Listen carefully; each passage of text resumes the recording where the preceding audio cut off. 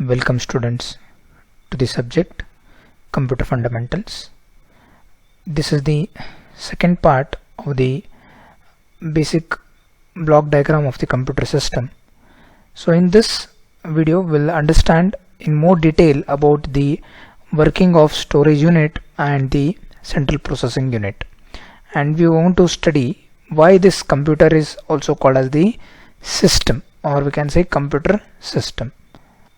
So to just give a recap of what we have discussed in the previous class is we discussed about the basic block diagram and how it has to be drawn, and we also discussed the functionalities of input units and output units, and the main thing that we have understood that the computer cannot understand the human readable language. Human understandable language cannot be understood by the computer. So this input devices and output devices gives us an interface through that we can convert the human readable format into the computer understandable format, and again we can reverse it by using this output devices.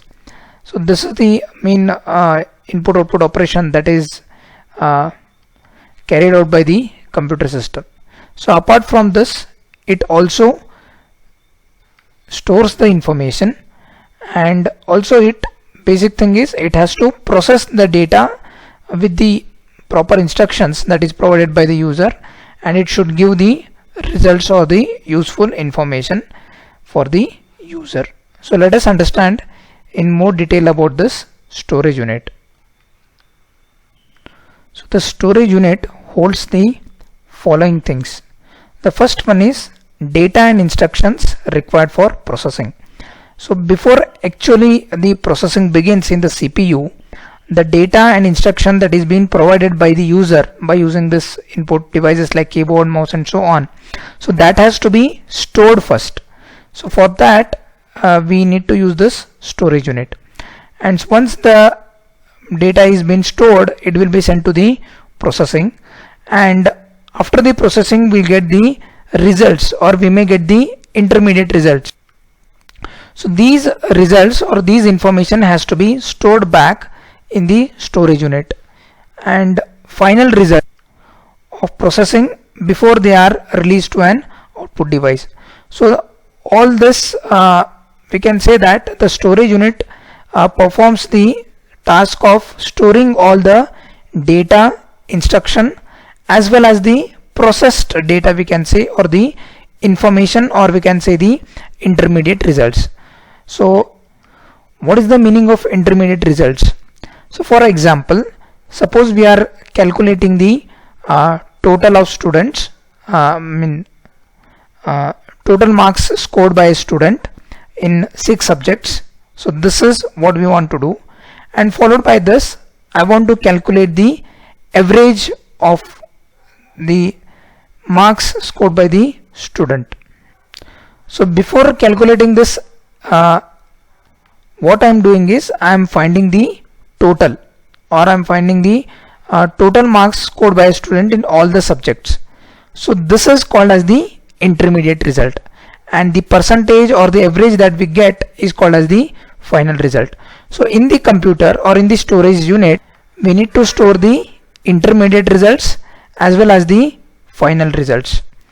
And also when we talk about the storage unit, we should also store the initial data and instructions required for processing. So before actual processing takes place, data and instruction has to be stored. So the data and instruction that we provide using the input devices has to be stored.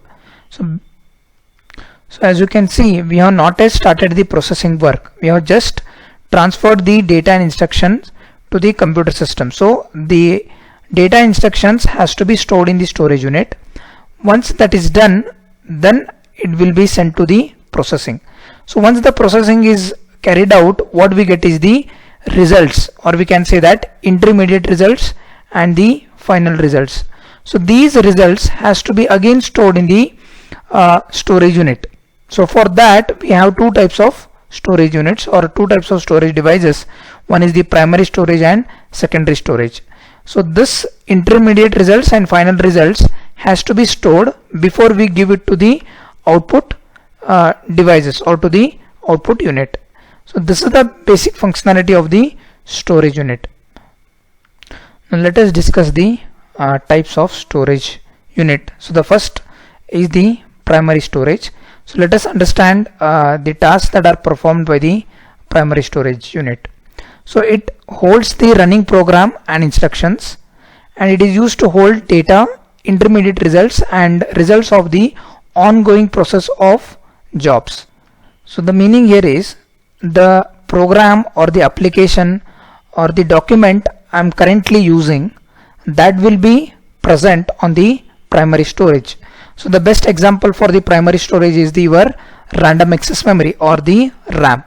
So the data and instructions that we give, that will be present or that will be running on the primary storage. Why we use this primary storage? Because it is a very fast storage device, we can say, and CPU can access it directly with a high speed.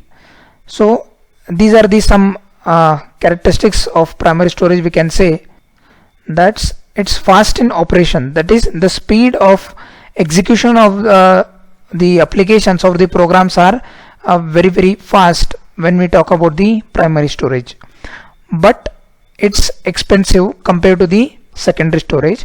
And one more important drawback of primary storage is volatile. So or we can call it as the temporary memory, because it can hold and it can store the information of currently running programs or the instructions, and also it can store the intermediate results, but the information or the data instructions will be present in the primary storage for a temporary basis or for a limited amount of time. So as soon as we power off the system or when we switch off the computer system, the information or the data and instruction that is present on the primary storage is vanished or entirely it will be deleted. So to overcome this drawback, we need to use the one more storage device that we call it as the secondary storage. So the basic functionality of secondary storage unit is to hold the data and information permanently. So whether it is the data that we are getting from the input devices and the instructions, or whether it is the processed data or the information or the intermediate results, all this can be stored permanently. For that we use this secondary storage device. But the drawback of this secondary storage device is it is slower than the primary storage. So because of this reason, when we want to execute any program or when we are using any application, that application will be running on the primary memory or the RAM, we can say. But when the computer is turned off or when it is switched off, the program that we are running on the primary memory, we cannot get it back if we turn off the system. So that's why we need to save the files or folders or documents that we are currently using. And when we talk about the capacity of secondary storage is much higher than the primary memory. So like for the secondary storage we use this hard disk, CD drives or DVDs. All these are the example for the secondary storage. And the price of this secondary storage device is also very less, or it is very cheaper and easily available in the market. And the important thing that we need to understand is it retains data even without the power. As we discussed, even when the computer is turned off and when I restart the system or when I reboot the system, if I want to recollect or if I want to know the file or the information which is stored in the secondary storage, it will be easily available. So let me give one simple example to understand the difference between the primary memory and the secondary memory or the secondary storage. Let us assume that I have created a file. I have opened a Microsoft Word file and I have not given any name. So this is what I'm currently using this particular file, that is document 1, and I have not saved it. I have just typed here hello welcome to BCA, and suddenly if the power supply is turned off, or if suddenly something happens to the computer and if it is not saved, what will happen?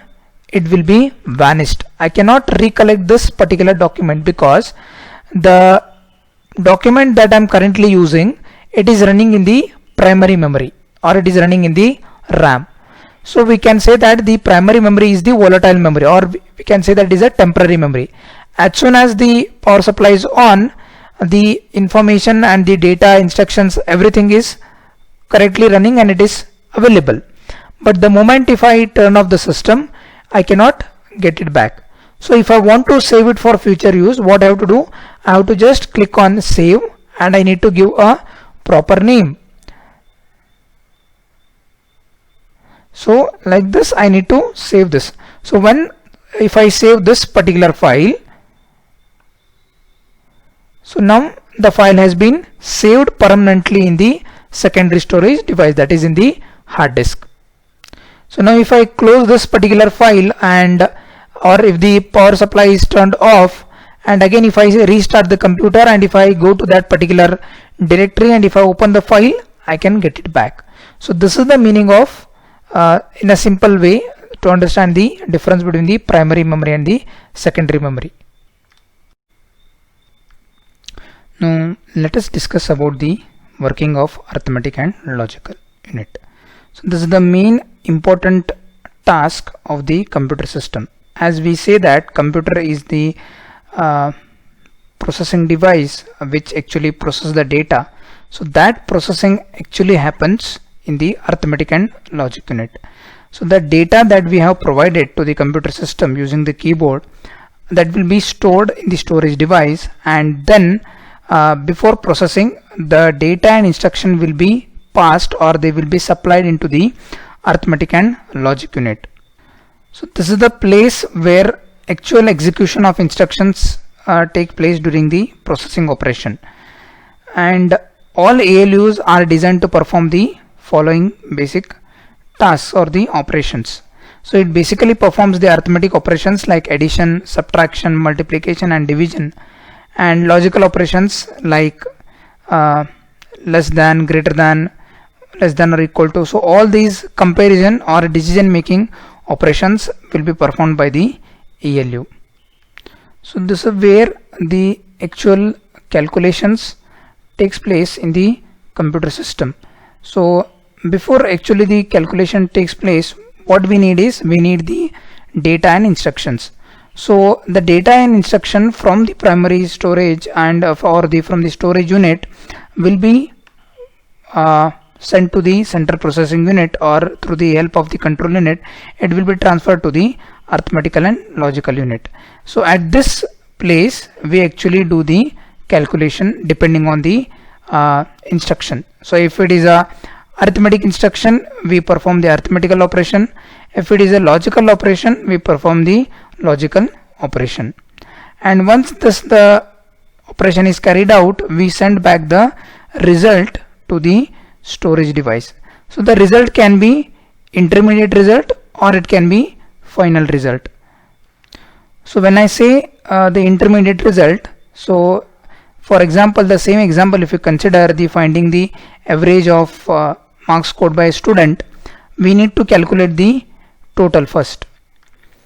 So the intermediate result total will be first passed from the CPU to the storage device. It will be stored, and if I want to calculate the average, then that time again total will be given as the input, and then average will be calculated, and now this average will be passed to the storage device. So we can say that this is the continuous ongoing process. We get the data first, then we calculate the intermediate results.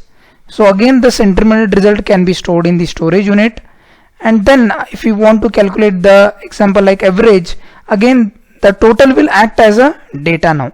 So this is what the actual meaning of data processing. So this is the ongoing process.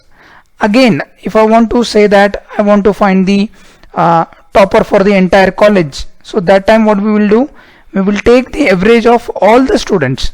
So again average will become the intermediate result. It will be again stored in the secondary storage device, and will collect the average of all the students of the college, and then again we do it, again we send it to the arithmetical and logical unit. The arithmetical and logical unit also performs the logical operations. The logical operations can be like less than, greater than, equal to, greater than equal to, less than equal to. So to give in some examples, so this is what we call it as the comparison. So when I say when I want to compare two numbers, or when I want to compare two quantities, I use this particular instruction, or I use this symbol. So based on the symbol provided, the logic unit performs that particular operation. So and these logical operations will always give the results in true and false, or 1 and 0. So true means 1 and false means 0.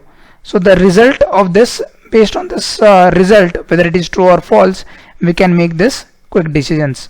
So when I say 2 less than 3, it is true, and when I say 4 greater than 5, it is false, and when I say 8 equal to 8, it is true.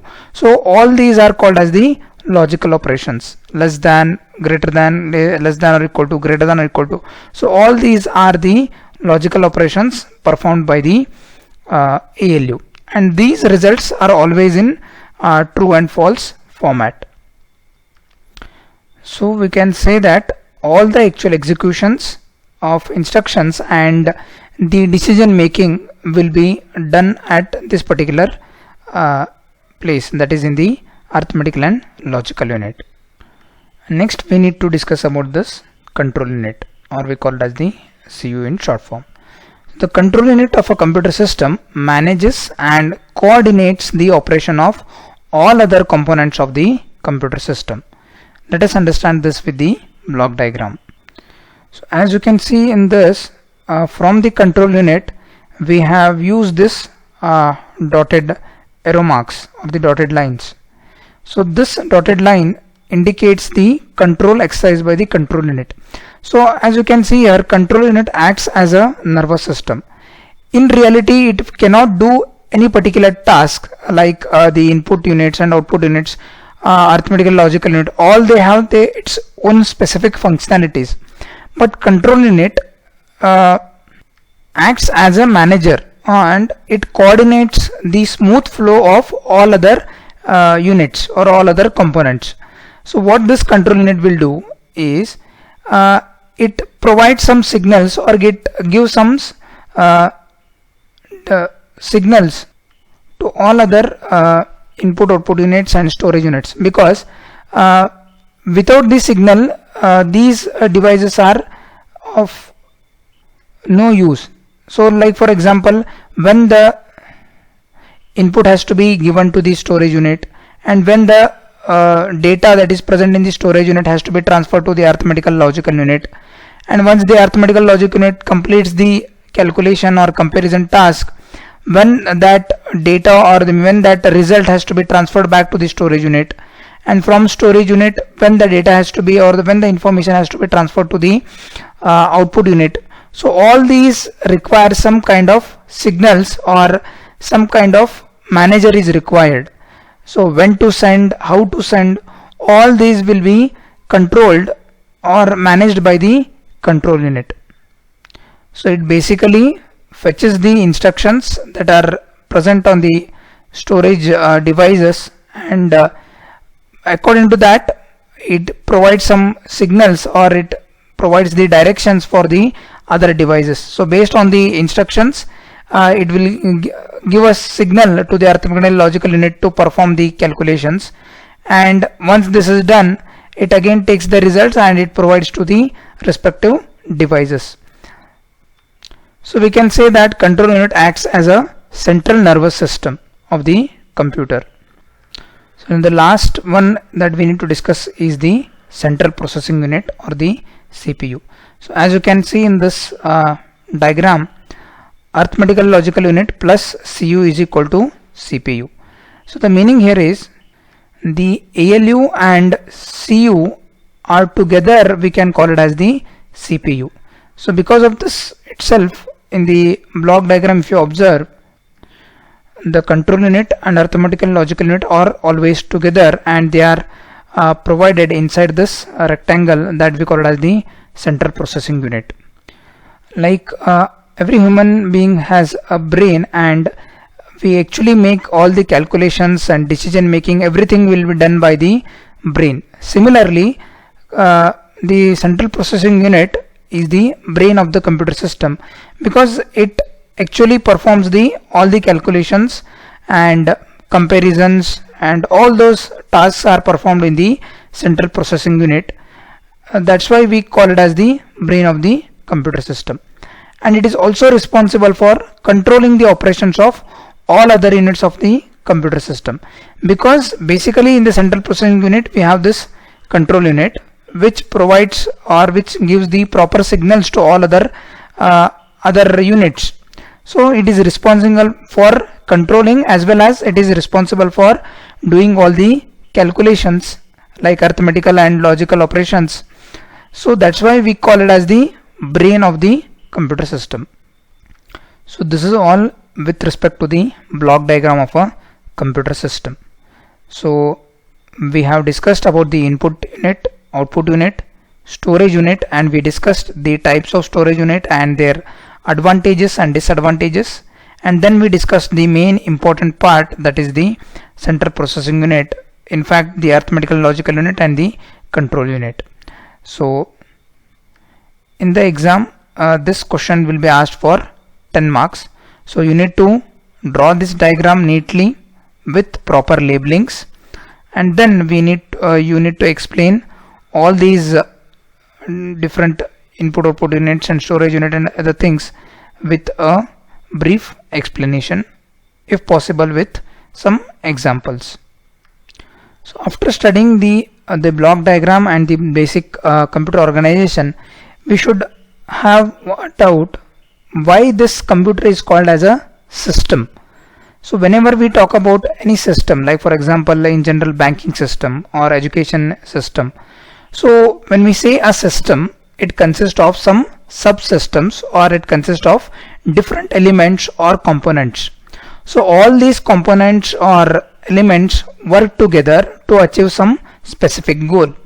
Similarly, when we talk about computer system, it has got more than one element. Like if you just observe, or if you just take the same block diagram, it has got input units, output units, it has got storage unit, arithmetical and logical unit. So it has got different elements, and these elements are related to each other. So they provide signals, control unit provides signals, and they do proper interaction, or proper communication takes place from one device to another device, and all elements of a system are controlled in a manner to achieve the system goal.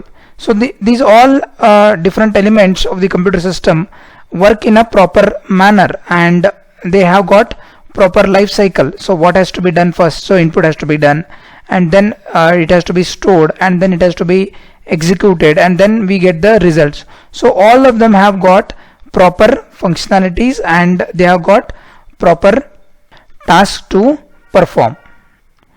So a computer is a system as it comprises of integrated components. So the meaning of integrated here means it consists of input units, output units. So all they are integrated to achieve, or they are integrated to do a particular task or to perform the steps called for in the execution program.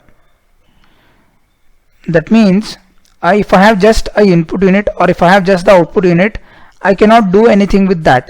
So all these units have to work together in a proper way, or they have to follow proper steps to execute any program or to execute any application. So because of this reason, we call the computer as the computer system. So this is all with respect to the basic organization of a computer system. I hope you are following the subject, and if you want more information, or if you have some doubts, you can get back to me. And I repeat, please practice this block diagram because this is very important questions asked in the previous year papers, and most of the time it is asked for 10 marks question. So you can easily get full 10 marks if you draw this diagram and if you explain it properly. And it is very easy to understand and to write in the examination. Thank you all.